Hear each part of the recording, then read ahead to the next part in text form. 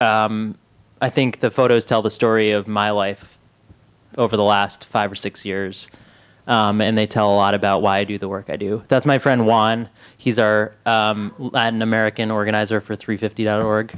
And he's one of my really good friends. And he's just been down in Rio, where they were having an Earth Summit, and spent most of the time organizing Latin American young people to walk out of the conference.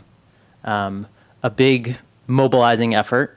A couple hundred young people walked out of the conference, but he had spent 2 years doing organizing, trainings, and building relationships with folks, so that when he got there and he hung out with all the young people there, my colleague Jamie described it as if he were a rock star, and he was able to help mobilize folks.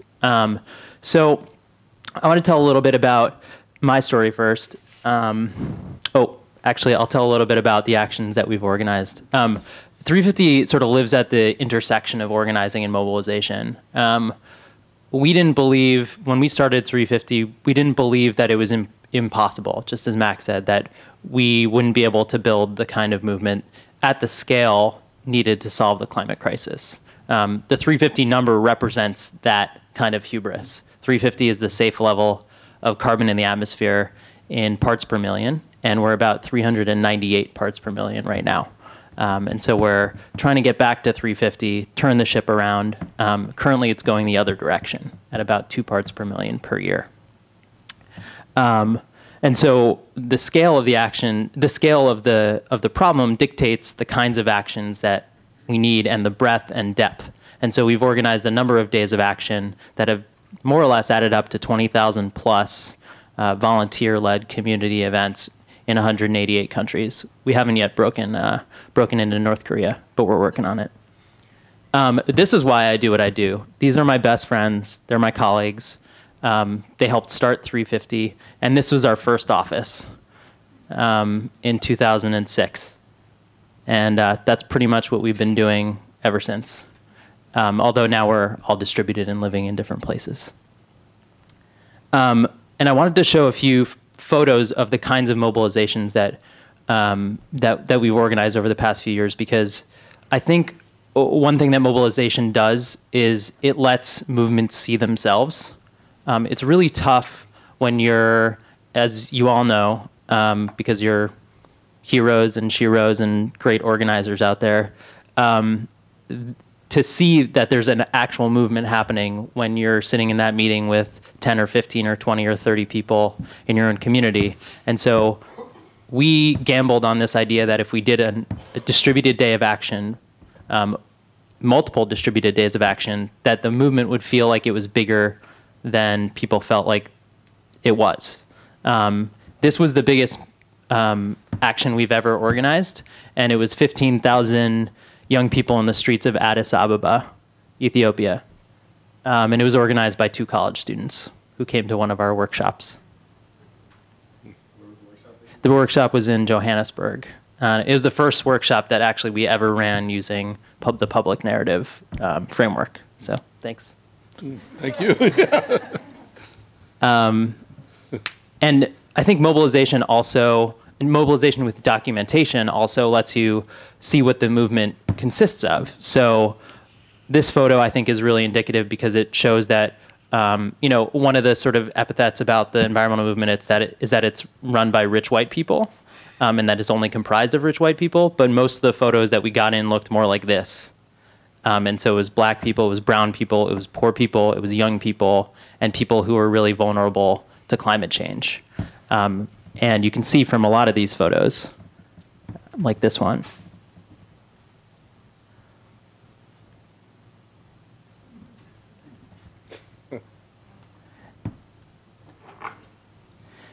And so I think, being an organization that's sort of at the intersection of mobilization and organizing, that's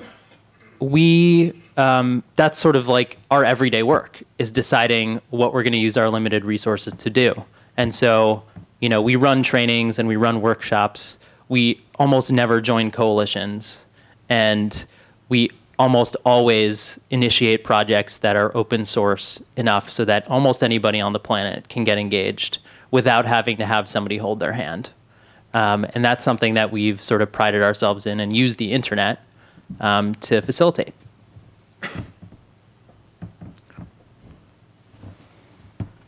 And this is one of my favorite photos, actually. That's the Muslim leader of Cape Town, the animist leader of Cape Town, and the Christian leader of Cape Town. And that's in Palestine, Jordan, and Israel on the banks of the Dead Sea. This was pre-Arab Spring.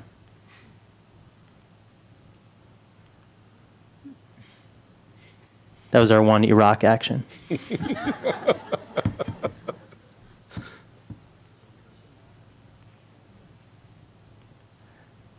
And I think also what organizing does is it lets you really understand that the relationships that you have are not just relationships like one-on-one relationships, which are really hard and time-consuming to facilitate and create, but are critical to actually getting the kind of political change that we need, but also that you have a relationship via this movement to thousands of other people and leaders around the world.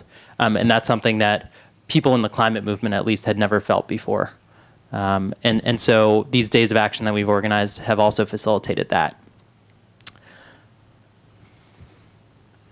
These are some photos from the Keystone XL pipeline sit-in, which was our first foray into mass arrestable action. It was 2 weeks during which 1,200 people were arrested in front of the White House to try to stop this pipeline.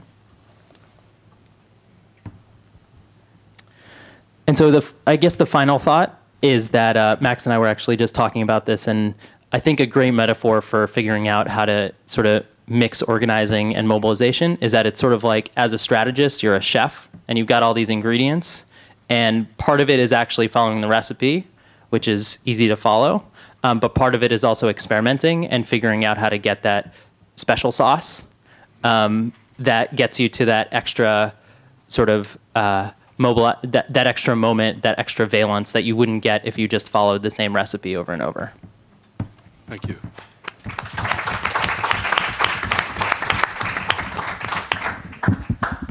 Arthur. Thank you. So as Marshall briefly explained, what we did in France was basically launch a huge grassroots campaign directed towards low turnout demographics. And we managed approximately a force of 80,000 volunteers, and we managed to knock on approximately 5 million doors, which implied that we were able to train approximately 5,000 people in 4 months. So it happened at the end as a pretty big thing. At the beginning, it was not. So I was at Harvard in 2008. Sorry, I was not even a party member. As Marshall said, I was more of a management consultant, which is almost as bad as being the annoying investment banking cousin that I heard. I don't know. Or I'm pretty sure this was said. I said, oh, maybe next time it will be for the management consultant. But okay, I was spared. And I witnessed the Obama campaign, and I said, okay, we got to do this. Because I want to help my candidate win, because the right, has been ruling France for more than 10 years, and it has to change. So I knew that I could make a difference on these aspects, not on the big policy decisions, it was beyond my power, but on these aspects of organizing, I could make a difference. So that was the first reason. Second reason was to start a wider transformation within French politics. French politics is very much of an insider business. So you have a pretty large party, much larger than the Democratic Party here. So the Socialist Party, because that's still its name, is pretty huge, but it's mostly comprised of local elected officials. And you have almost no immigrants, no blue-collar workers, and party members, they mostly talk to each other. They don't really go out and meet people they don't know. And so we were hoping to start a larger, wider change within the party with this campaign. So what does it mean in terms of mobilizing versus organizing. So our first goal was clearly a simple mobilizing goal. Let's have the largest number possible of people that will knock on doors and will help our candidate win. And on this side, it was a huge success. So a lot of people thought it would never be possible. A lot of people talked about culture changes. I'm sure any of you who has already worked in a different country has heard the same argument over and over. We heard it as well, but it worked extremely well. But what was interesting was that on the other side, the organizing part failed.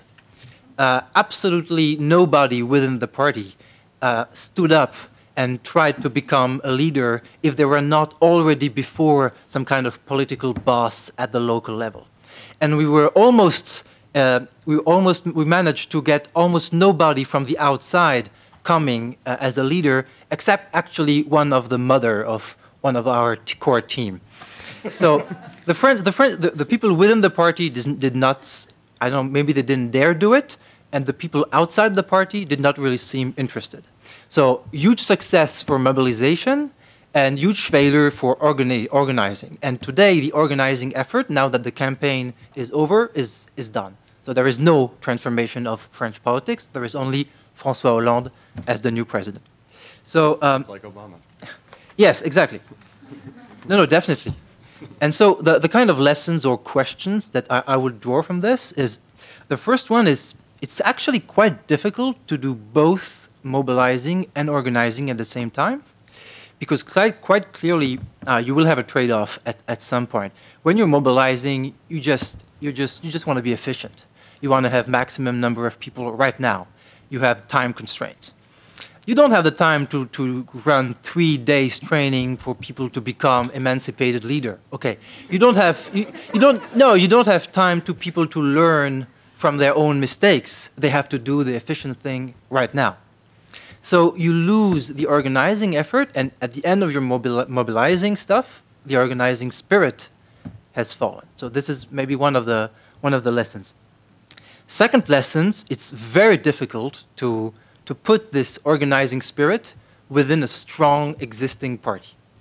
So nobody in the party had actually any incentive to promote this new organizing culture. They were having the power. Why would they bring new leaders?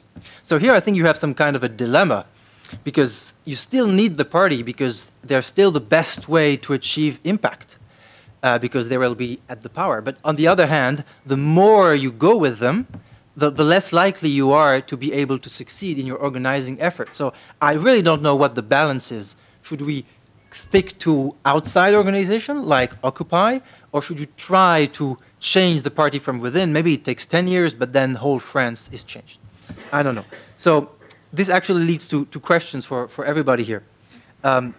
So from Occupy, apparently you think you have achieved more that you could have if you had been within the party. So okay, this would be quite encouraging. And on the other side, do you know of any strong political party that has gone through this journey of transformation towards a more organizing structure? So if you have, I would be very glad to know how you did it. I'm done.